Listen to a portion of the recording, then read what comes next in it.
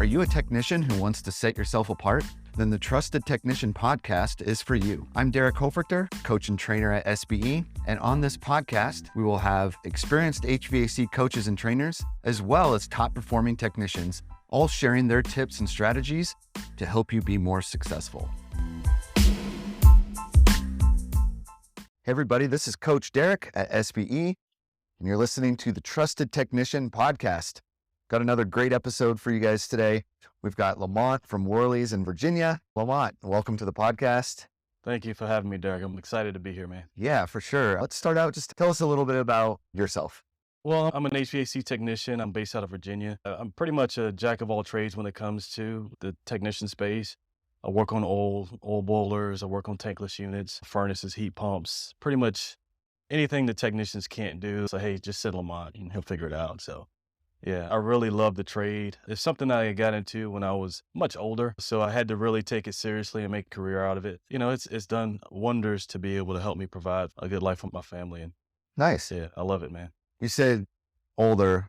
How old were you when you got into it? So I was about 28 Okay. when I started the trades. And most guys who start the trades, they're either, in their early teens, or they may just be coming out of high school, or, they may just be coming out of like a tech school or something like that. I worked with a lot of younger guys, and I was envious of them at one point in time because, if I would have learned this stuff 10, 20 years ago, who knows where I'd be. But I think for me, it's humbling being in that position to where I'm an older guy trying to do the young man's job, and I can kind of keep up with them a little bit. So it's pretty cool. For sure. I know you said you didn't get into it until you were 28, but were you like always kind of mechanical minded? Or I was dude, I couldn't turn a wrench. I could not turn a wrench, man. So my background, I actually worked in a call center for about 15 years. Oh, wow. So I wore a suit to work every single day.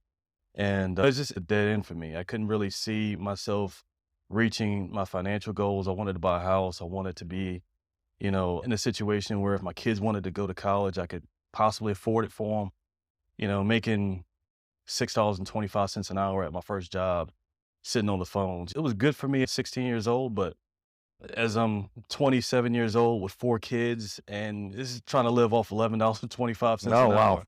Yeah, it wasn't working for me. And a buddy of mine, he introduced me to a program where I could work for the Marines. And it was a beautiful job, man. I loved it. The only problem was it's a single man's job. So I was gone 27 days a month and then came home for 7 days, and with a wife and 4 kids, that does not lead to a good marriage. Right. So I kind of stumbled in the trades, man. I needed to find something that would keep me home.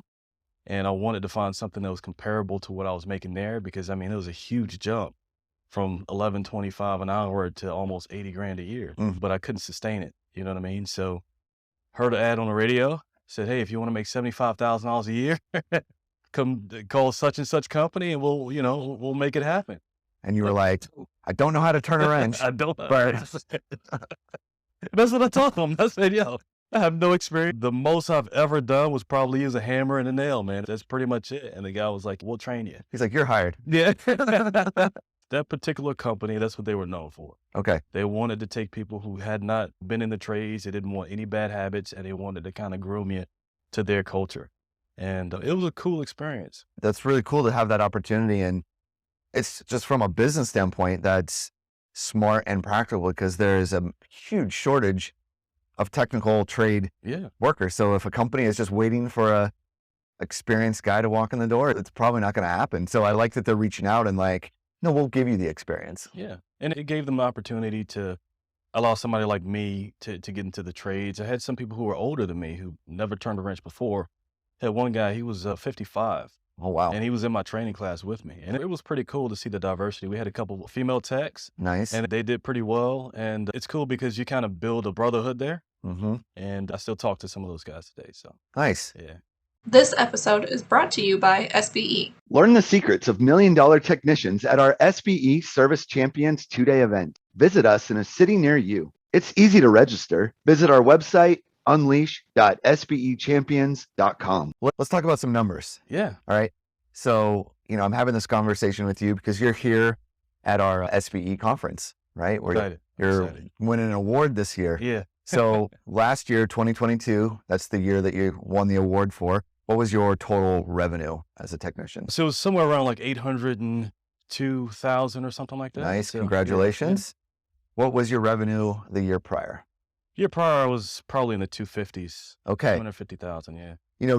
200 to 250 is kind of like what a typical technician Exactly, yeah. generates in most companies. So there might be a lot of guys listening to this, Yeah. and they're like, that's what I do, 200 to Yeah. 250. And for them, something like going over 800,000 is like fantasy world. So what happened? So for me, even trying to reach the milestone of 500,000, I thought was impossible. Only because I am the guy that fixes everything. And I think the mindset. So I was in SBE 2019. We came and did a class here in Arizona, and I was fired up about it, man. I loved it, but I felt like I couldn't execute, and I kind of got discouraged a bit. And the thing that really got me fired up again was some of the other techs came to an awards ceremony last year, and they told me how much fun they had, how much it was like a blast. They went to the Phoenix game, and I said, no, I'm not missing this. So you had some FOMO. I had some FOMO, man. But it really was just a mindset change. Instead of, I never really understood what they meant that every call is an opportunity. And when I slowed down and I really looked at the opportunities I was missing, it kind of upset me a bit. Yeah, tell me more about slowing down, because I hear that from like a lot of techs will tell me, my light bulb was I needed to slow down. Yeah. And I was like, well, I'm sure people had been telling you to slow down for a while. So like, when did it actually click of what that meant to actually slow down? So it clicked when I finally got to a point where I was seeing success in some of the things that I was doing. I started off with like very small goals. I just wanted to either do IAQ, or I wanted to push duct cleaning, or just do something to where I know I may not be able to do a full system yet consistently, but if I can just get this one thing time and time again, it'll help me out. And I just focused on one thing, and that was the IAQ. Okay. And it helped me have a mindset to understand what I was lacking. And then once I finally got to that point, I worked with the coaches, I worked with my supervisors, and we came up with a scheme, and they kind of helped me out. Nice. Yeah. I want to talk about IAQ for a second, because a lot of techs really struggle with IAQ. Yeah. Like it's really hard for them. They don't know how to do it. They'll say, no, I ask everyone if they have allergies, and everyone tells me no. So what did you figure out that made you successful with IAQ? Well, so the thing is, I really believe in it. That's important. Yeah, I really believe it. I have 2 children who have really terrible allergies. And I needed something that I could use in my own house and have a story for the customers. So the big thing for me was I was going through does anybody in the home have allergies?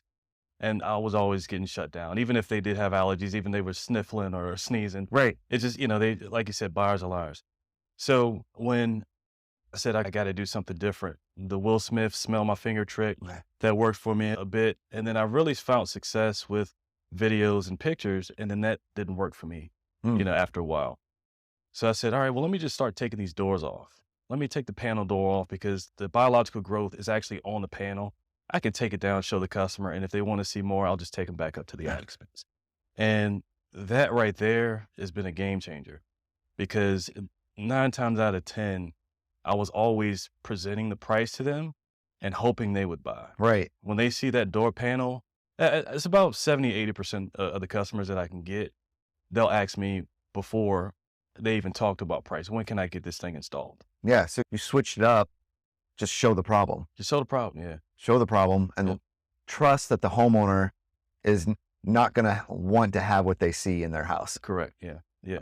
And if they don't respond the way I want to, it's okay. That's their house. It's okay. It's their house, yeah. And I just move on to something else. I don't let it affect me. And I don't know if I have time, but my wife and I went to a timeshare meeting, right? And they build rapport with you, and, and she was extremely friendly.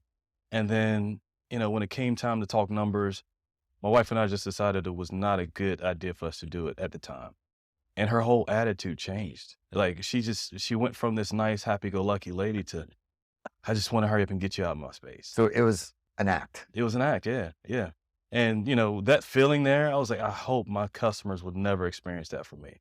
And I have to be willing to understand that this is their house, this is their life, and they have the ultimate decision to make a yes or no in their life. And I got to deal with it. Yeah, it's not an act, right? You do care. I do. Right? Yeah. You do want to help them. Yeah. And, I'm grateful for the fact that SBE is here, because it's opened my mind up to a lot more. So, last year I was only doing system sales, and I was excited about system sales.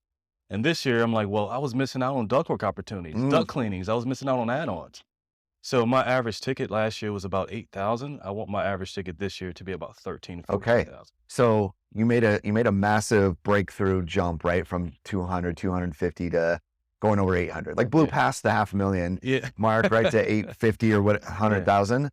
So what are the goals for this year? This year I want to go above and beyond. Yeah. So you want to get above 1.5. 1.5.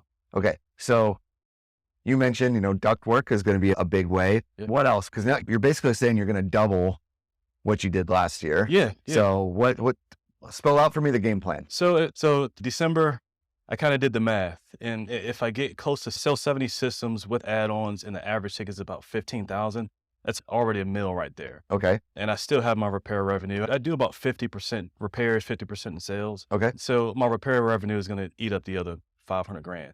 But it's not just selling the system, it's taking the time with the customer. I have a quick story I can tell. So we offer financing, and the financing is something that has really transformed my numbers because everybody can't afford $10,000 off. Yeah, equipment's getting really expensive. So I had a customer who, she called me out because she had a smell issue. I pulled the door panel off. The system was about 10 years old. She says, no, I don't want you to clean it, replace the entire system. That was a gimme, right? But she had another system downstairs that she did not want me to touch.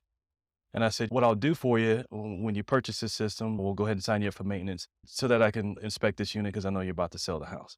She says, yeah, the only thing I care about is it passing inspection. I said, okay. So I get out there, I look at the unit, everything is, it's a 12-year-old system, so it's going to look the way it looks. She calls me back the next week and says, there's another smell issue, but now it's downstairs. So the rodents had ravaged her ductwork in like a week. We had a very cold snap where 2 days it was like 10 degrees. So they were all in crawl spaces and just tearing ductwork up. She was so adamant that she did not want me to touch that system. She didn't want to talk about the system. All she wanted to do was pass inspection on that system. And I offered her financing. One of our financing options was 12 months, no interest, no payments for the loan, the first 12 months. And we worked it out to where she didn't think she would get approved for anything. She got approved for almost 40 grand. Wow. She put 2 systems and ductwork on that one ticket. Wow. And it was just, to me, that was kind of an eye-opener for me because she was giving me so many objections as to why she didn't want to replace. She's got to go to Northern Virginia for a job interview. Yeah. She's going to sell the house. She just wants to cut the new she was deal with it. Probably completely focused on a big number. Yeah. Like a really, really big total number. And that's all she could focus on. Yeah. And she's afraid of it. She couldn't afford it. So once you made it more approachable and more realistic, it's not that she didn't want the new system. She just didn't want the big number. Exactly, yeah. And it wasn't a one-time deal. Like I went back to her 3 times in a span of a week, and I just had to make her comfortable, because she had a lot going on, you know what I mean? She's got young kids, and the biggest thing for her was she's already got a kid that's sick. She doesn't want him breathing in those fumes. Yeah, of course. You know what I mean? So it's like you said, man, those pain buckets. If you get to those pain buckets and you can really empathize with the customers and put yourself in their shoes, it becomes more than just, hey, I got to meet my numbers. It's no, hey, I got to help this family. Yeah. You know what I mean? No, thanks for sharing that story. That's really good. And for every technician listening to this, get good at financing. Yeah. Dude, that's a game changer, man. Game changer. Yeah. Yeah. So Lamont, before I let you go, any words of advice you want to part with for, if there's a technician listening to this who's maybe started later in their life, or maybe they're listening to this because they're thinking of becoming a tech. Anything you want to throw out there? I'll say, man, stick to a goal and stay focused on it. Because if you don't stay focused on your goal and you're not tracking your goal or your progress, you may think the 3 no's that you got the day before is just a rough spell, but you're forgetting the 5 yeses you got 2 days ago. And one thing that I like that Will Smith said, that if you keep focused on your goal, the yeses and the nos will balance out. And a lot of times you'll see you're surpassing your goal at the end of the day. That's good. So it's such a good reminder for everyone to keep in mind. All right, everyone. Thanks for listening. You've been listening to the SBE Trusted Technician Podcast.